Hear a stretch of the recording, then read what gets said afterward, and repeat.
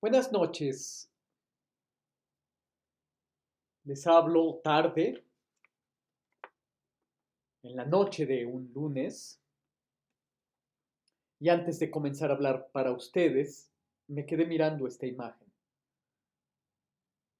Esta es la sexta lección videograbada del curso de Laboratorio de Medios y Humanidades, que no puede más que tener un título: Implicación. Todo esto a través de esta imagen. Esta imagen será el bajo continuo de nuestras reflexiones, es la sustancia de lo que vayamos a urdir hoy, es la nota que subyace a este silencio nocturno. Mi esposa duerme, el vecindario duerme, y les hablo tarde de esta imagen que nos habla de la implicación y del sumergimiento. Es un clavadista. ¿Lo ven? En un momento les daré algunas claves de la imagen para que nos hable con todos sus sentidos de un modo elocuente. Hace un par de años, el gran escritor francés Pascal Quignard, que es un ermitaño que vive en la espesura del bosque francés, amante sin medida de la música, del teatro, del canto, publicó un libro de título Butes. En este libro, Butes, Pascal Quignard pone en el centro de su escritura a un personaje que casi siempre en los mitos que lo refieren aparece desdibujado, de nombre Butes, precisamente, que es uno más de los argonautas, los héroes que, capitaneados por Jasón, se hacen a la mar a bordo de la embarcación Argos en búsqueda del vellocino de oro. En casi todos los textos en los que se encuentra consignada la leyenda de los argonautas, que son muchos, es era un mito vivo, de modo que las diferencias registradas del mito, pues lejos de contradecir a una fuente primigenia, hablan de la multiplicidad de las mismas. En casi todas las versiones que podemos encontrar de los argonautas, Butes aparece fuera de foco en la fotografía colectiva de los héroes que acompañan a Jasón en sus aventuras. Butes siempre aparece el último, como el desdibujado. Pues en este libro, Pascal Quignard toma al personaje, lo enfoca y lo toma a cuadro. Se vuelve el centro. El personaje excéntrico se vuelve céntrico. En un momento, los argonautas van remando, acompasando sus remos por los cantos de Orfeo, van surcando los mares y en un momento el Argos debe pasar peligrosamente cerca de la isla encantada, la isla que le pertenece al canto, la isla de las sirenas. Recuerdan que en el mito griego las sirenas son dos, con cuerpo de ave y rostros femeninos que cantan. Su canto es disuasor. Pobre de aquel que escuche el canto de las sirenas porque olvida el regreso. Hay un olvido de sí mismo merced al canto de las sirenas, de modo que el canto de ellas es sumamente peligroso porque implica un olvido de la ruta, del regreso y desde luego del uno mismo. Entonces el Argos va pasando por la isla encantada de las sirenas y en ese instante el divino Orfeo, el pastor tracio cantor, una semidivinidad cuyo atributo es el canto, se pone de pie en la cubierta del Argos, de la embarcación, y comienza a tocar y a cantar con su lira para proteger con sus propios cantos a sus compañeros de embarcación, salvarlos a través de su canto, del otro canto, el de las sirenas. Y comienza entonces un duelo, canto contra canto, Orfeo contra las sirenas. Ese combate se libra a muerte, sus armas son notas musicales y los cantos expelidos por Orfeo van a colisionar como saetas con el canto expelido por las sirenas. Los cantos van y vienen como flechas surcando el aire y después de que ha tenido lugar esta eh, pugna de cantos, el Argos logra pasar de largo.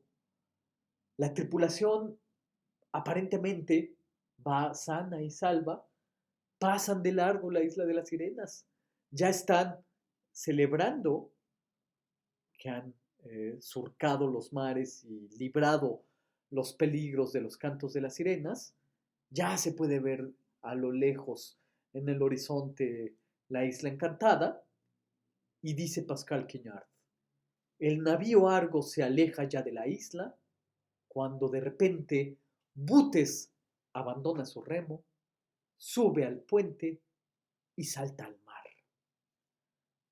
Salta al mar como el saltador de Paestum. Este saltador se lanza al vacío acuoso, en un gesto que no puede ser más que el arrojo definitivo. Butes se arroja al mar, se arroja ineludiblemente al canto. Butes es el melómano seducido. Butes, que escucha el canto de las sirenas, no puede sustraerse a este canto, busca la orilla de la embarcación y da un salto. Olvida el presente, olvida el pasado, olvida el futuro, solamente busca volver a escuchar aquellas voces que lo sedujeron. No sabemos nada más de Butes. Este es el mito. Esto es lo que podemos saber. Butes es el único de la embarcación Argos que no es salvado por el canto protector de Orfeo. No sabemos realmente si Butes, arrojado al mar, nadó y llegó a la isla a través de su nado. Simplemente perdemos de vista a Butes. Se arroja a una seducción definitiva, que es el canto de las sirenas, y perdido de sí mismo, se arroja hacia lo que lo ha seducido definitivamente. Es un hermosísimo mito, es un hermosísimo personaje, ¿no lo creen? Eh, Hay muchas historias alrededor de este Butes. Butes, como les digo, ha permanecido casi siempre fuera de foco, simplemente lo perdemos de vista.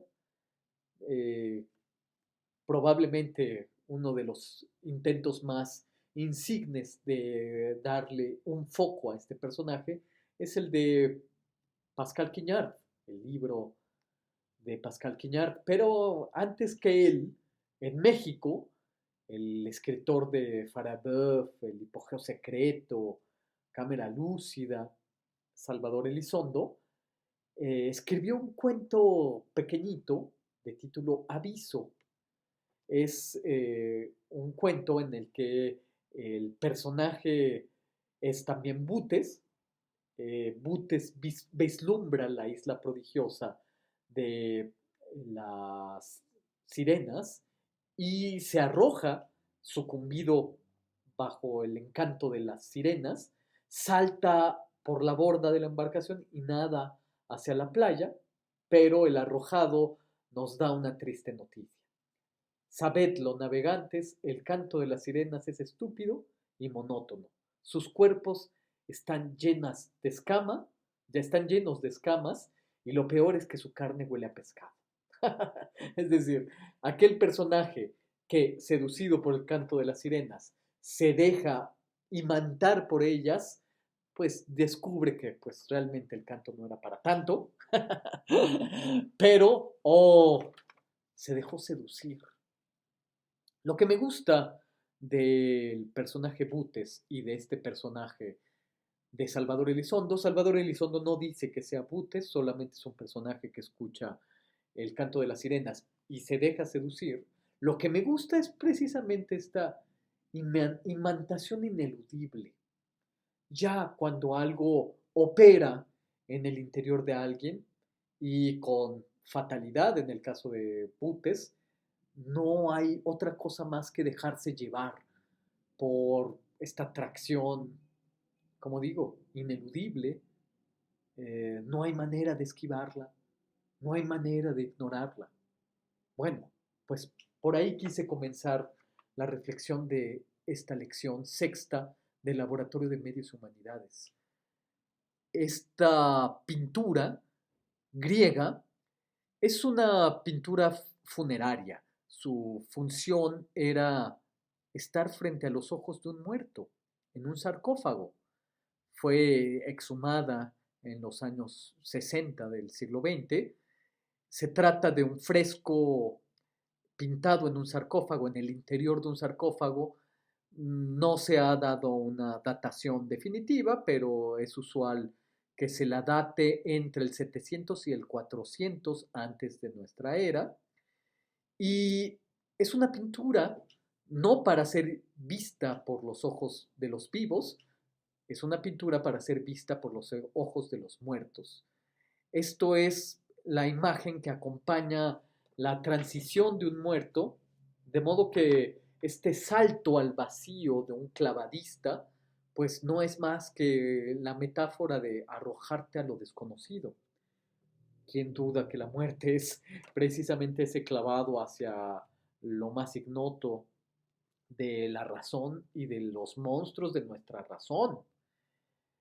Eh, la metáfora de toda este anecdotario, este mito y estas interpretaciones es que una vez nos hemos seducido por la sonoridad radiofónica, no hay manera de eludirnos de ella. No hay manera de que una vez iniciados en los misterios del paisaje sonoro, tonalidad, tonalidad, señal y huella, no nos dejemos seducir por el encanto de urdir discursos sonoros, merced a la voz y al sonido que lo acompaña, merced al envoltorio sonoro que acompaña a nuestros argumentos radiofónicos. De modo que por eso quise empezar por ahí. Nos hemos convertido ya en saltadores de paestum, somos una suerte de butes con destinos o finales menos trágicos, desde luego, pero sin duda ya hemos sido seducidos por el discurso sonoro y sus complejidades. De modo que, repito, el título de esta lección sexta no puede ser otro más que implicación. ¿Qué es lo que está en este salto fundamental de la seducción, sino saberse implicado para siempre? Sabemos que estamos implicados ya para siempre en el pensamiento complejo, en el pensamiento que nos funda en nuestras labores, en la historicidad. Sabemos que si queremos ser pintores, lo somos merced a la historia de la pintura. Sabemos que somos escritores merced a la historia de la literatura. Sabemos y somos conscientes de nuestra historicidad, no solamente de nuestra esencial condición efímera, toda vida es efímera, eso lo sabemos muy bien, pero no basta la certidumbre de que habremos de eh, fenecer. o que habremos de transformarnos. Hace falta una conciencia histórica. Y precisamente el salto primigenio del Saltador de Paestum es ya una implicación, algo que ya no puede detenerse. Alguien que arroja una piedra no puede detener su trayectoria. Alguien que salta en caída libre ya no puede detener la trayectoria.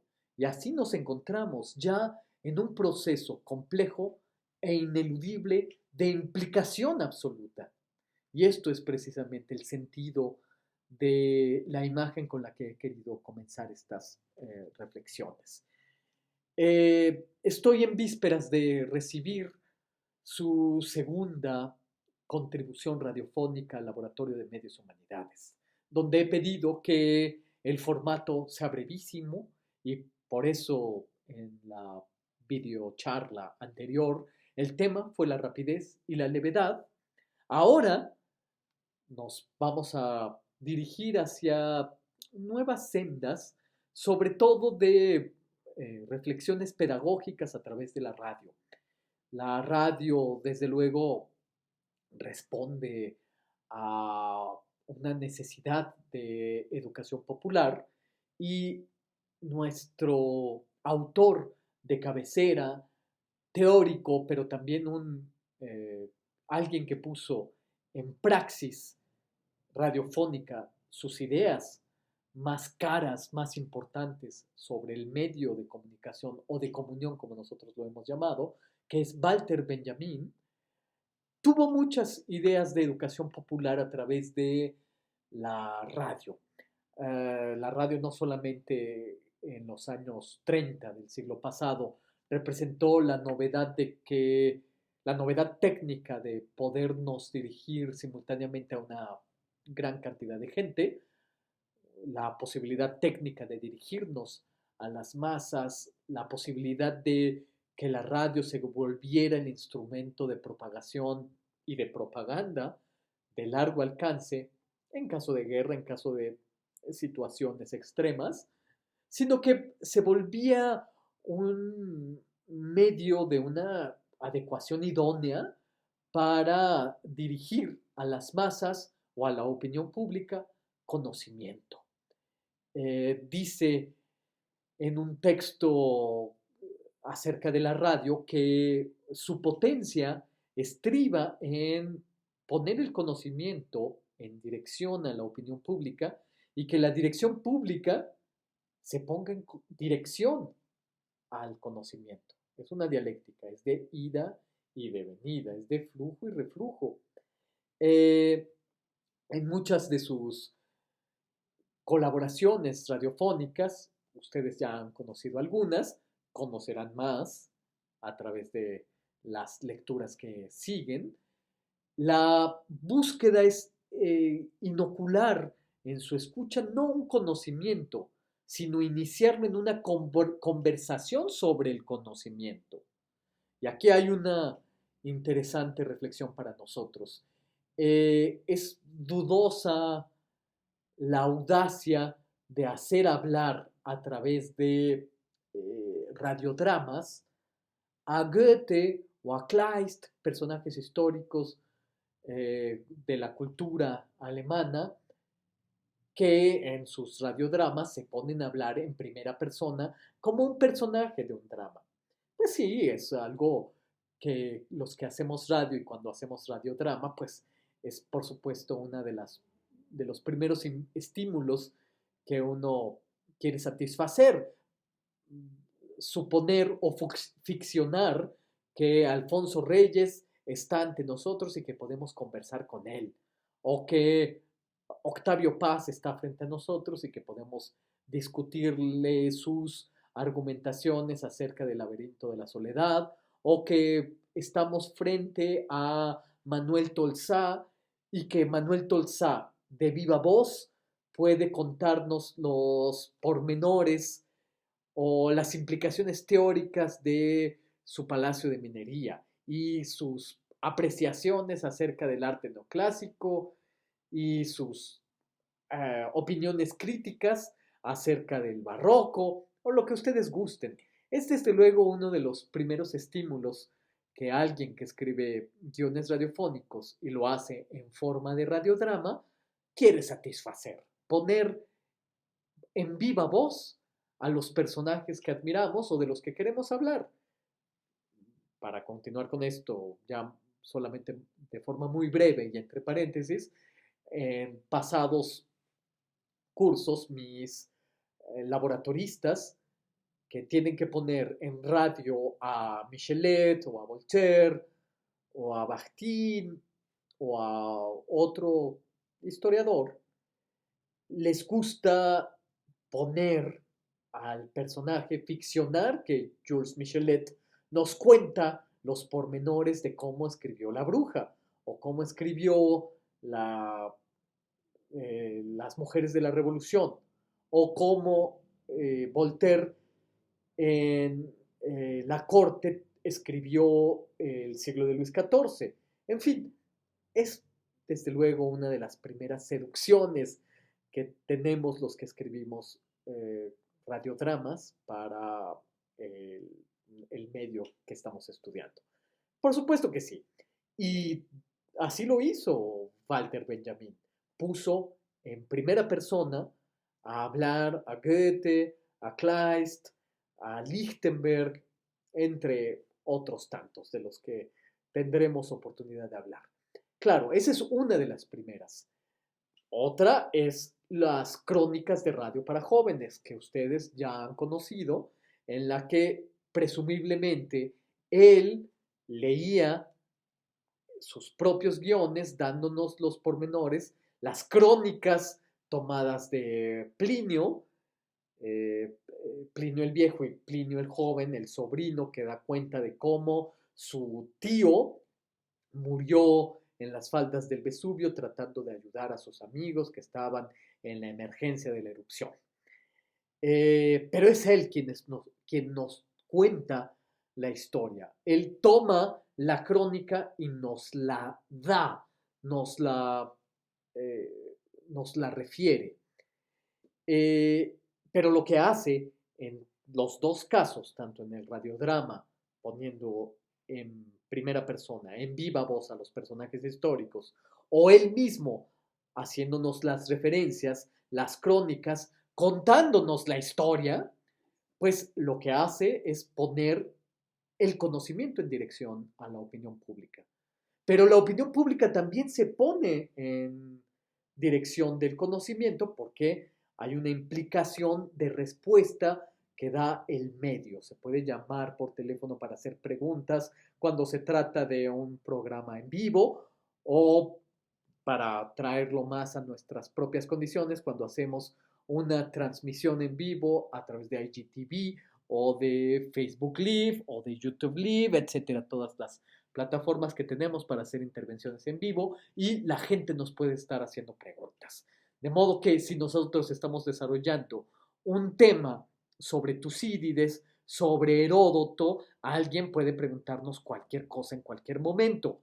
Y esta posibilidad de respuesta es esto que comenzó como dialéctica en las radiocomunicaciones.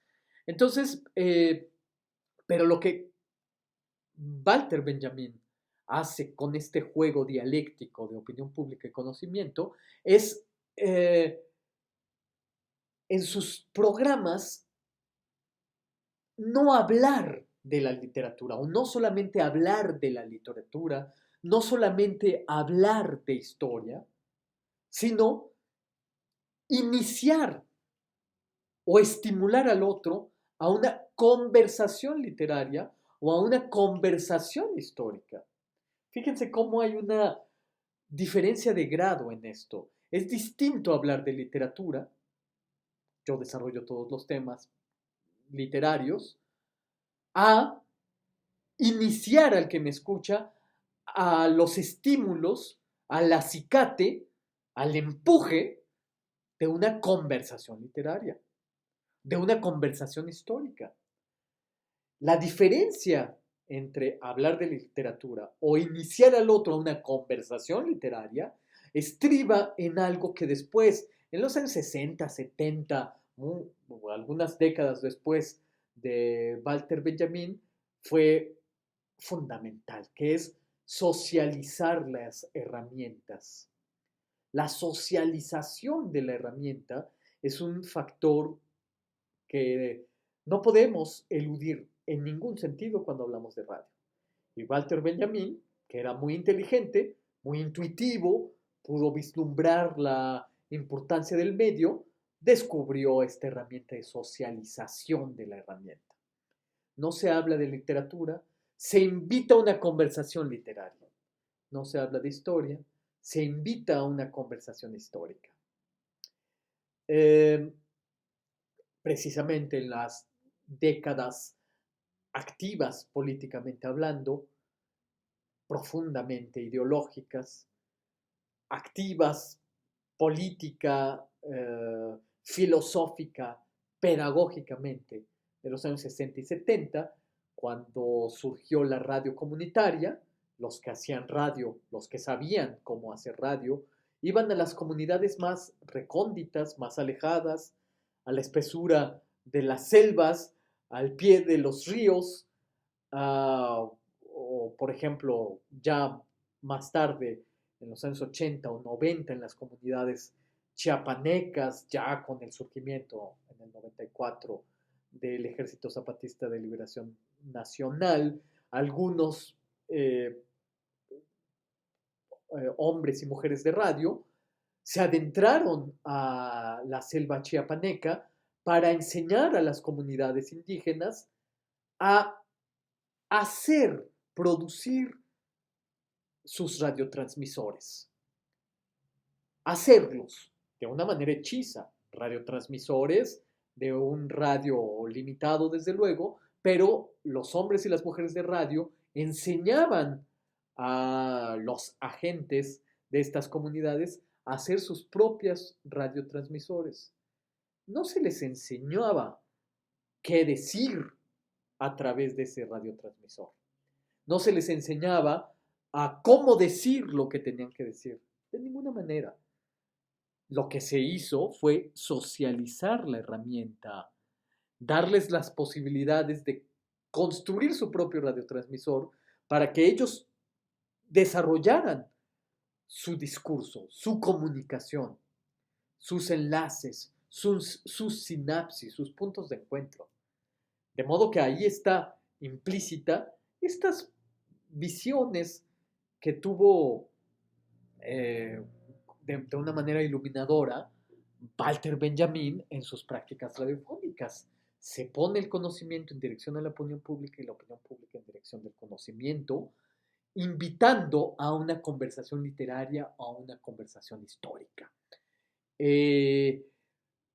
Una socialización del conocimiento que pueda interesar lo mismo al especialista que al lego, al que está por iniciarse. Se los interesa al especialista y al lego por razones distintas, si se quiere. Desde luego que sí. Pero se los interesa a los dos. De modo que aquí buscamos en nuestras reflexiones inocular en ustedes la idea de una difusión y una divulgación paralelas, sin distinción entre una y otra. Se habla tanto al especialista como al ego, y se le habla con tanto respeto a uno y a otro. Pues me detendré aquí, no sin antes mostrarles de nueva cuenta esta imagen, que espero que se quede impregnada en mi mente para soñar con ella. Una imagen que significa, de acuerdo a nuestras interpretaciones y a nuestras reflexiones, implicación, sumergimiento. Lo he dicho y lo volveré a decir, la única manera de escribir un buen guión radiofónico, del mismo modo que escribir un buen ensayo o algunas páginas memorables en el género que sea, se explica por una implicación, por un sumergimiento total. ¿El sumergimiento es total o no es? De modo que laboratoristas reciban un saludo implicado.